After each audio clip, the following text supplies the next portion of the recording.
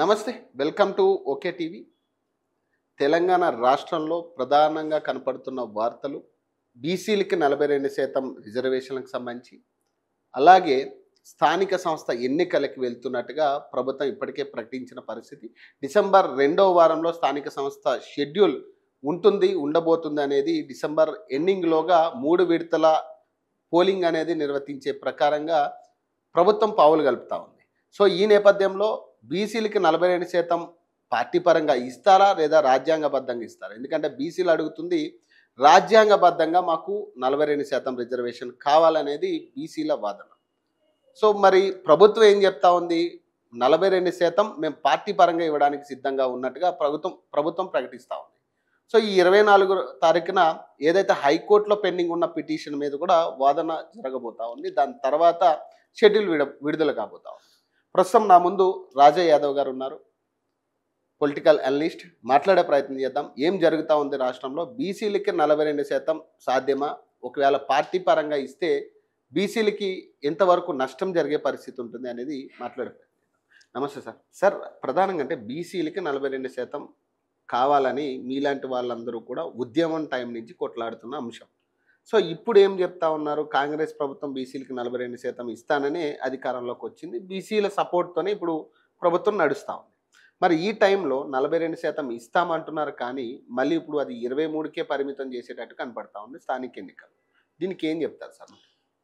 బీసీలకు చట్టసభలలో సీట్లు కావాలి తప్ప ఈ గ్రామ పంచాయతీ ఎన్నికల 50% ఏవో బీసీలు గెలుచుకుంటాను. వీళ్ళు ఇచ్చిన పేరు అన్నట్టు ఏదో బుచ్చం వేసినట్టు అవసరం లేదు బీసీలకు. ఎందుకంటే ఓసీలు గ్రామాలలో లేరు. వాళ్ళు చట్టసభల సీట్ల కోసం వాళ్ళు కాసుకొని కూర్చున్నారు తప్ప ఎమ్మెల్యే సీటు కొనుక్కుందామా, రాజ్యసభ సీటు కొనుక్కుందామా అనే దాంట్లో ఉన్నారు. కానీ ప్రభుత్వానికి చిత్తశుద్ధి ఉంటే రాహుల్ ఖాన్ తోటి, ప్రతిపక్ష నాయకుడైన రాహుల్ ఖాన్ తోటి బిల్లు పెట్టియాలి. నిజంగా రేవంత్ రెడ్డి గారికి సన్నిహిత్యం ఉన్నది రాహుల్ గాంధీ తోటి. రాహుల్ ఖాన్ తోటి ఖచ్చితంగా బిల్లు పెట్టిస్తే స్వతంత్రం వచ్చిన కాంచెలు కూడా ఇప్పటి వరకు ప్రధానమంత్రి బీసీ కాలేదు. ఫస్ట్ టైం బీసీ అయింది కాబట్టి ఆయన ఒప్పుకుంటాడు. చట్టసభలలో సీట్లు అవసరం, కానీ ఈ అక్కెర్రాని బుచ్చం వేసిన సీట్లు ఎంత మాత్రం అవసరం లేని సీట్ల కోసం మాకేదో ఇచ్చినట్టు చేసుడు. ఎందుకంటే నువ్వు ఓసీలు లేరు కదా, వాళ్ళందరూ బస్తీ వాట పట్టిరు, బస్తీల బతుకుతాను. సిటీలో బతుకుతాడు, ఊళ్ళో గ్రామాలలో బతుకుతాడు బీసీలే ఓటే బీసీలే నిలబడతారు కదా. ఇప్పుడు సర్పంచ్కు నిలబడేందుకు ముందడి కత్తలేడు ఎవడు. అవును, పాత సర్పంచ్ల ఆర్థిక పరిస్థితులు మంచిగా లేక అప్పుల పాలై వాళ్ళే ఆగమై ఉన్నారు. వీళ్ళు గెలిచినోడు కూడా రేపు ఏ పార్టీ పేరు అయినా గెలిచినా వాడు మళ్ళీ కాంగ్రెస్కే పోతాడు. అవును, మళ్ళీ 3 ఏళ్ళ అయ్యే వరకు వీడు పాత సర్పంచ్ కంటే అధ్వానం అవుతాడు. వాడు కూడా ఇంటికి పోడు. ఇప్పుడు పాత సర్పంచ్ ఇంటికి పోతలేడు. కానో చెట్టు కానో పుట్టకానో పంటాడు, దాని మందాయి సప్లై పంటాడు. అప్పులు లేరక ప్రభుత్వాలు చేసిన పురుషార్థంతో వాడు ఆశపడి ఈ పని ఆ పని చేసిండు. పోయిన ప్రభుత్వం బిల్లులు ఇవ్వలేదు, ఈ ప్రభుత్వం కూడా బిల్లులు ఇవ్వలేదు. కాబట్టి వీళ్ళకి అవకాశం లేదు. కాబట్టి వీళ్ళు రిజర్వేషన్ ఇచ్చినా ఇవ్వకున్నా వాళ్ళే వెళ్తారు. వాళ్ళందరూ కూడా కాంగ్రెస్ పార్టీకి వేస్తారు. దీనికోసం పెద్ద ఇప్పుడు 15th ఫైనాన్స్ కోసం వాళ్ళు ఎన్నికలు పెడతాను. ఫైనాన్స్ రావాల్సిందే, ఎన్నికలు పెట్టాల్సిందే. అవును, అంటే ఇప్పుడు కేవలం ఫైనాన్స్ కోసం ఇప్పుడు ఎన్నికలు, లేకపోతే ఫైనాన్స్ స్ట్రకప్ అయిపోతుంది. 3,000 కోట్ల. అవును, 3,000 కోట్లు స్ట్రకప్ అయిపోతాయి. అవును, అది రాజ్యాంగమే. అది రాజ్యాంగంలోనే పొందపరిచిన విధానం. ఎవడో కక్ష సాధింపుతోనో ఎవడో చేస్తాడని కాదు, పొందపరిచిన విధానం అది. ఇప్పుడు బీసీలందరూ కూడా ఇప్పుడు బీసీ సంఘాలన్నీ ఏర్పడి వాళ్ళ ప్రెస్ మీట్లు కూడా అసలు మాకు ఇక్కడి నుంచే లోకల్ బాడీ ఎన్నికలకే మాకు 42% కావాలంటున్నారు కదా. నేను బీసీ సంఘాలకు ఒక విజ్ఞప్తి చేస్తాను. అరే మీరు బీసీ సంఘాలు ఎంతో చాలా మంది సంఘాలు ఉన్నాయి. 3,636 సంఘాలా లేకపోతే ఎంతో 3,600 సంఘాలు. మీరు అందరు కలిసి చట్టసభలో సీట్ల కోసం కొట్లాడాలి. అరే మీరు గ్రామాలలో పుట్టిన వాళ్ళు కాదానే? మీకు తెలియదు ఆ గ్రామీణ పరిస్థితి ఏమున్నది? గావాడు ఎవడున్నాడు అక్కడ? గొల్లోడో గోకిరోడో మున్నూరు కాపోడో వ్యవసాయం చేసుకున్నదోడు గౌన్లోళ్ళు కూడా లేకుండా అయిండు. పద్మశాలి లేకుండా ఇల్లు అవి ఉన్న బీసీలు కావాలే కదా, బీసీలే గెలవకపోతే ఎవరు గెలుస్తారు? ఈ ఈ సంఘాలు ఎవరైతున్నదో బీసీ సంఘాలకు ఒక విజ్ఞప్తి నాది. ఆ క్రిస్టియన్ దాని పేరు అన్న ఆయన ఓసారి ఎమ్మెల్యే అయిండు, 2 సార్లు రాజ్యసభ మెంబర్ అయిండు, ఇప్పుడు ఎంపీ, మళ్ళీ ఇప్పుడు ఎంపీ. నువ్వు ఏం చేసినావని అయినావన్న అన్నీ నీకు తెలియదు. ఆ ఊళ్ళో పుట్టినవి కాదు నువ్వు, ఊరు సంగతిలో తెలివై బీసీ వాదం మీరు పూసుకుంటారు మంచిదే, కానీ మీరు చట్టసభలో సీట్ల కోసం కొట్లాడుండి మిమ్మల్ని గ్రామీణ ప్రజానీకం కానీ బీసీలు కానీ మిమ్మల్ని మంచిగా గౌరవంగా చూస్తారు, లేకపోతే ఉత్తుత్త వేషగాళ్ళ కింద చూస్తారు. అందుకని మీ గౌరవాన్ని ఇన్వడించుకోవాలనుకుంటే మీరు చట్టసభలో సీట్లు కావాలని కొట్లాడండి.